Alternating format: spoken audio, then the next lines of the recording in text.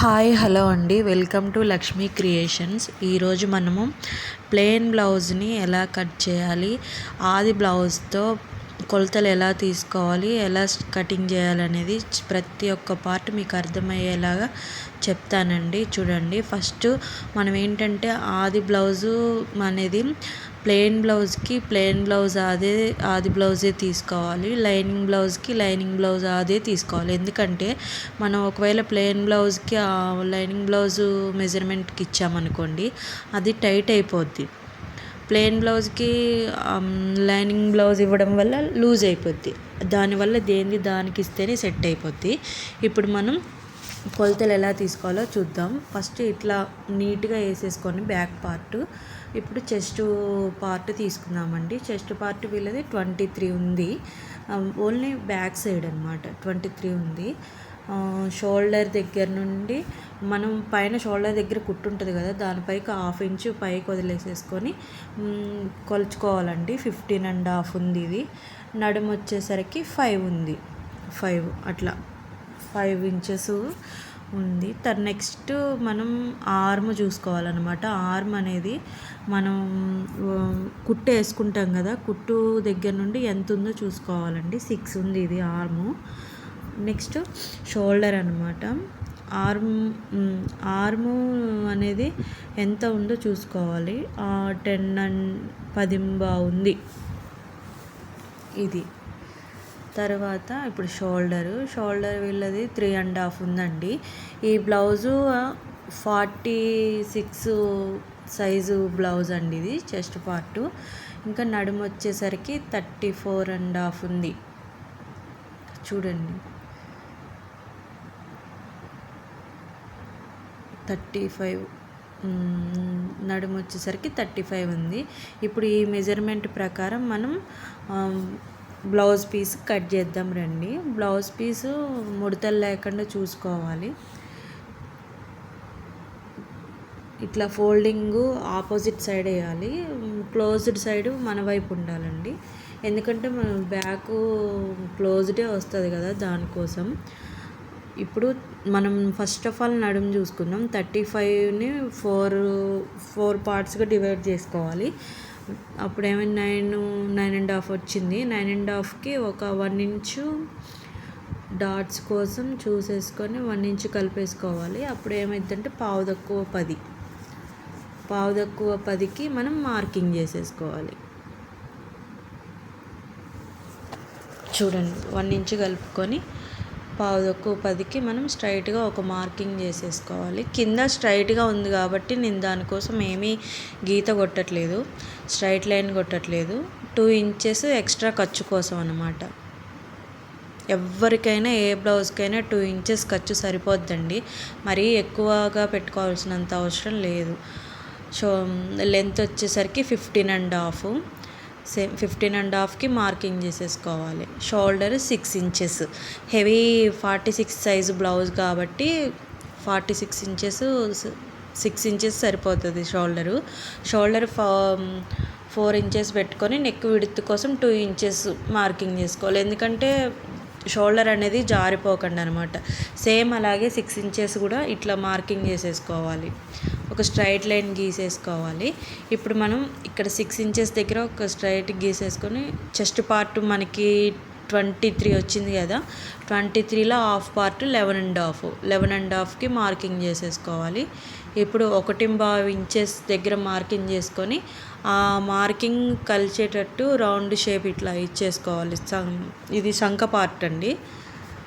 Okay, ఈ marking base చేసేసుకొని మనకి ఇందాక ఆర్మ్ అనేది 10.5 వచ్చింది కదా, 10.5 వచ్చిందో లేదో చూసేసుకోవాలి.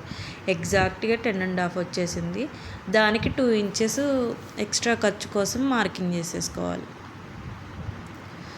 స్ట్రైట్కి లైన్లు గీసేసుకోవాలి. మనం కట్ చేసేటప్పుడు మనకి ఇబ్బంది ఉండకుండా, ఒకవేళ మర్చిపోయినా కానీ ఆ మార్కింగ్ ప్రకారం కట్ చేసేసుకోవచ్చు. ఇప్పుడు బ్యాక్ నెక్ సైడ్ వద్దాము. బ్యాక్ నెక్ విడ్త్ వచ్చేసరికి 5.5 ఉంది కదా, 5.5కి కింద ఒక పావు పైన ఒక పావు పోతుంది కాబట్టి 6 ఇంచెస్కి మార్కింగ్ చేసేసుకోవాలి.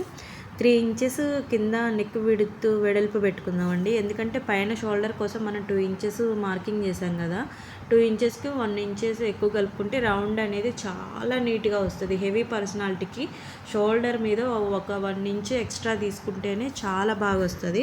అప్పుడు షోల్డర్లు జారవు, కింద బ్యాక్ రౌండ్ కూడా చాలా బాగుంటుంది. ఇట్లా ఒక 1/2 ఇంచ్కి రౌండ్ సర్కిల్ మార్కింగ్ చేసేసుకోవాలి. ఇది వాళ్ళ బ్లౌజ్ మెజర్మెంట్ ప్రకారం వచ్చిందో లేదో కూడా మనం చెక్ చేసేసుకోవచ్చు. షోల్డర్ టు షోల్డర్ పట్టుకొని ఇట్లా చెక్ చేసేసుకోవాలి. షోల్డర్ దగ్గర నుండి రౌండ్ సర్కిల్ మెడ వరకు వచ్చిందో లేదో చూసేసుకోవాలి.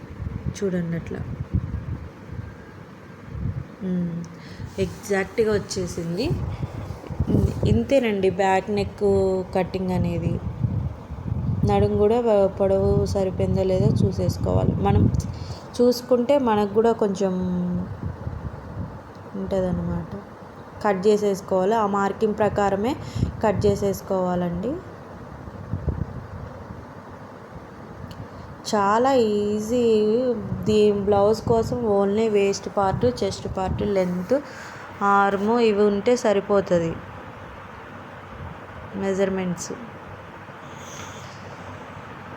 చూడండి మార్కింగ్ మీదే ఎలా కట్ చేస్తున్నానో అలాగే కట్ చేయాలి. ఇప్పుడు మనం అక్కడ ఒక టాకా ఇచ్చేసుకోవాలండి. ఎందుకంటే మనం కుట్టేటప్పుడు టేప్తో పని లేకుండా చూసుకోవడానికి బాగుంటుంది. తర్వాత బ్యాక్ తర్వాత హ్యాండ్సే తీయాలండి. హ్యాండ్సే ఎందుకనంటే ఫ్రంట్ పార్ట్ మనం క్రాస్గా తీస్తాం కాబట్టి ఇప్పుడు ఫ్రంట్ పార్ట్ తీస్తే క్లాత్ అనేది వేస్ట్ అయిపోద్ది. అందుకే హ్యాండ్స్ తీసుకుందాం. హ్యాండ్స్ కూడా వీళ్ళు చాలా కొంచెం హెవీ సైజు కాబట్టి ఖర్చు పడుతుందండి. ముందుగా స్ట్రైట్గా ఒక లైన్ గీసేసుకుందాము. హ్యాండ్ లెంత్ మనం ప్లెయిన్ బ్లౌజ్ కాబట్టి హెమ్మింగ్ కోసం 1.5 ఇంచెస్ దగ్గర మార్కింగ్ చేసేసుకుందాం. హ్యాండ్ లెంత్ వచ్చేసరికి 8 ఉంది. మన షోల్డర్లోకి ఒక 1/2 ఇంచెస్ ఖర్చు కోసం పోతుంది కాబట్టి 8.5కి మార్కింగ్ చేసేసుకోవాలి. ఇట్లా అది బ్లౌజ్ చూసేసుకొని మార్కింగ్ చేసుకోవాలి. 8 వచ్చింది వితౌట్ షోల్డర్ ఖర్చు. దానికోసం ఒక 1/2 ఇంచ్ మార్కింగ్ చేసేసుకొని టోటల్గా ఎంత వచ్చిందో చూసుకోవాలి. 10 ఇంచెస్కి సేమ్ అటు ఇటు 10 ఇంచెస్కి స్ట్రైట్గా ఒక లైన్ గీసేసుకోవాలి. 3.5 ఇంచెస్ డౌన్ అండి. అయితే ఏంటంటే ఇక్కడ మనకి ఎక్స్ట్రా ఖర్చు కోసం క్లాత్ పడుతుంది కాబట్టి నేను 3 ఇంచెస్ మార్కింగ్ చేసేసుకొని హ్యాండ్ షేప్ గీసేసుకుంటున్నాను. హ్యాండ్ కింద లూజ్ వచ్చేసరికి 14 అండి. 14లో హాఫ్ 7కి 2 ఇంచెస్ ఖర్చు కోసం చూసేసుకుంటే మనకి 9 ఇంచెస్ వస్తుంది. క్లాత్ ఎగ్జాక్ట్గా కింద ఖర్చుతో సహా సరిపోయిందనమాట. పైన రాలేదు. దానికోసం మనం స్టిచ్ చేసేటప్పుడు క్లాత్ అటాచ్ చేసేసుకోవచ్చు. మార్కింగ్ ప్రకారమే మనం కటింగ్ చేసేసుకోవాలి. ఒక టాకా కంపల్సరీగా అండి. టాకాలు ఎందుకంటే అది సెంటర్ పాయింట్ అని మనకి ఐడియా వస్తుంది. మనం టాకా ఇచ్చుకోకపోతే సెంటర్ పాయింట్ ఎక్కడుందా అని చూసుకుంటాం. చూడండి ఖర్చు ఎంత పడుతుందో అంత క్లాత్ మనం కుట్టేటప్పుడు సెట్ చేసేసుకోవచ్చు. ఇప్పుడు లో కటింగ్ తీద్దాం. లో కటింగ్ అనేది ఒక 1/2 ఇంచు లోపలికి మార్కింగ్ చేసేసుకొని ఒక 5 ఇంచెస్ దగ్గర 1/2 ఇంచు లోపలికి మార్కింగ్ చేసేసుకొని దాని ప్రకారం కట్ చేసేసుకోవాలండి. నేను ఇలా కట్ చేస్తా కాబట్టి మర్చిపోయి కట్ చేసేసాను, మార్కింగ్ చేయలేదు. నెక్స్ట్ టైం బ్లౌజ్ కటింగ్లో మార్కింగ్ చేసి చూపిస్తాను చూడండి. ఇట్లా లో కటింగ్ కట్ చేసేసుకున్న తర్వాత అది లో కటింగ్ అని మనకు ఒక ఐడియా ఉండడానికి ఖచ్చితంగా ఒక టాకా ఇచ్చుకోవాలండి. ఇప్పుడు ఫ్రంట్ పార్ట్ కట్ చేద్దాము. ఫ్రంట్ పార్ట్ కోసం అనేది ఓపెన్ సైడ్ మన సైడ్ ఉంచుకోవాలి. అప్పుడు క్లాత్ అనేది ఎక్కువ వేస్ట్ అవ్వదు. ఓపెన్ సైడ్ మన సైడ్ ఉంచుకొని బ్యాక్ పార్ట్ తీసేసుకోవాలి. బ్యాక్ పార్ట్ మనకి ఇప్పుడు ఆర్మ్ వచ్చింది కదా, ఆర్మ్ కూడా ఓపెన్ సైడ్ పెట్టేసేసుకొని నెక్ పార్ట్ ఇటువైపు ఆపోజిట్ సైడ్ పెట్టుకోవాలి. అయితే మనం ఫ్రంట్ పార్ట్ కట్ చేసేసుకునేటప్పుడు బ్యాక్ పార్ట్ మీద 2 ఇంచెస్కి మార్కింగ్ చేసేసుకోవాలి. ఆ మార్కింగ్ ప్రకారం మనం ఫోల్డింగ్ చేసుకోవాలి. 2 ఇంచెస్కి ఫోల్డింగ్ చేసేసుకోవాలి. ఇట్లా ఫోల్డింగ్ చేసేసుకొని చూడండి కరెక్ట్గా ఎగ్జాక్ట్గా 2 ఇంచెస్ వస్తుంది. ఇప్పుడు ఏంటంటే నెక్ సైడు 1.5 వరకు మార్కింగ్ చేసేసుకోవాలి. కింద డౌన్ సైడు 3 ఇంచెస్కి ఒక మార్కింగ్ చేసుకొని మిగిలిందంతా సేమ్ ఆర్మ్ సైడు స్ట్రైట్గా ఒక లైన్. ఇప్పుడు నెక్ ఏంటంటే నెక్ 7 ఇంచెస్కి మార్కింగ్ చేసేసుకోవాలి. 7 ఇంచెస్ మార్కింగ్ చేసుకొని వెడల్పు వచ్చేసి 3 ఇంచెస్. హెవీ సైజు వాళ్ళకి 3 ఇంచెస్ పట్టిద్ది. మామూలుగా 28 ఆ సైజు వాళ్ళకి 2.5 సరిపోద్ది. ఇట్లా ఒక హాఫ్ ఇంచు వెడల్పుతో రౌండ్ షేప్ మార్కింగ్ చేసేసుకోవాలి. మనం మార్కింగ్ చేసుకున్న ప్రకారం ఆది బ్లౌజ్ నెక్ కరెక్ట్గా ఉందా లేదో చూసుకోవాలండి. చూడండి ఎగ్జాక్ట్గా ఉంది. అయితే మనం వేసుకున్న బ్యాక్ పార్ట్కి ఒక 1/2 ఇంచు ఎక్స్ట్రా మనం మార్కింగ్ చేసేసుకోవాలి. సేమ్ మిగిలిందంతా బ్యాక్ పార్ట్ ఎలా ఉందో అలాగే డీస్ పెట్టి గీసేసుకొని కటింగ్ చేసేసుకోవడమే. ఇట్లా డీస్ పెట్టి గీసేసుకోవాలండి. ఇది డీస్ మీకు చూపించడానికి గీస్తున్నాను. నేనైతే ఇంకా బ్యాక్ పార్ట్ వేసేసి ఇట్లా కట్ చేసేసుకుంటాను. ఓన్లీ నెక్ సైడే డ్రాయింగ్ వేసేసి ఇట్లా డ్రాయింగ్ వేసేసుకొని కట్ చేసుకోవాలి. ఇందాక మనం ఒక 1.5 ఇంచెస్ పైకి 3 ఇంచెస్ దగ్గర మార్కింగ్ చేసుకున్నాం కదా, ఆ రెండింటి మార్కింగ్ ఇట్లా మార్కింగ్ చేసేసుకోవాలి. ఇప్పుడు కట్ చేసేసుకుందాం. లో కటింగు ఫ్రంట్ పార్ట్ అయ్యేసరికి లో కటింగ్ కంపల్సరీ అండి. లో కటింగ్ డ్రాయింగ్ గీసేసుకోవాలి ఒక 1/2 ఇంచు లోపలికి అన్నమాట. ఇట్లా కట్ చేసేసుకొని 1/2 ఇంచు మార్కింగ్ అనేది లోపల షోల్డర్కి 1 ఇంచు కింద నుండి 1/2 ఇంచు మార్కింగ్తో లోపలికి వచ్చేసి ఇట్లా తేల్చేసేయాలి. ఆ డ్రాయింగ్లోకి లో కటింగ్ కట్ చేసేసుకోవాలి.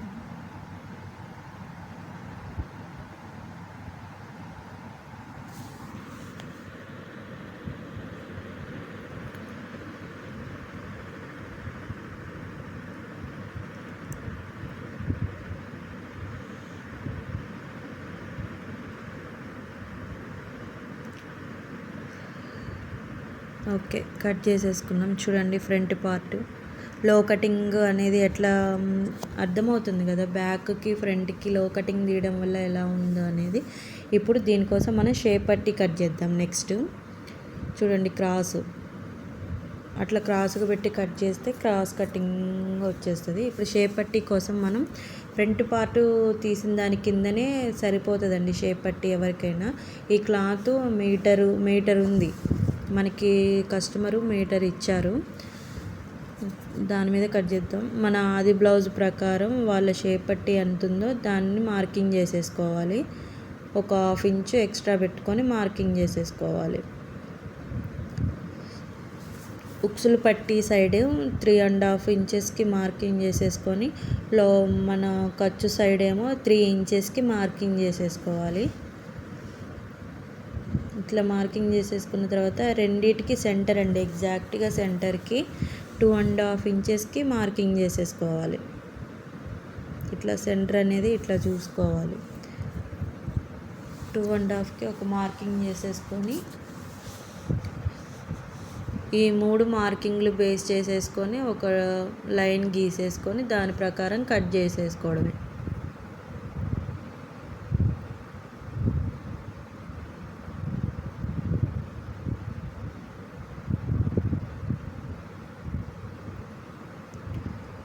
దీని స్టిచ్చింగ్ వీడియో కూడా నేను యూట్యూబ్లో అప్లోడ్ చేస్తానండి, చూడండి. మీకు ఇలాంటి వీడియోస్ సింపుల్ వేలో కావాలనుకుంటే నా ఛానల్ని సబ్స్క్రైబ్ చేసుకోండి. మరిన్ని వీడియోస్ కోసం నా ఛానల్ని లైక్ చేయండి, షేర్ చేయండి. సేమ్ కింద నడుం పట్టి కోసం ఒక 1 ఇంచెస్ వెడల్పుతో కటింగ్ చేసుకోవాలి. చూడండి 1 ఇంచు వెడల్పుతో నడుం పట్టి, బ్యాక్ సైడ్ నడుం పట్టి కోసం కట్ చేసేసుకోవాలి.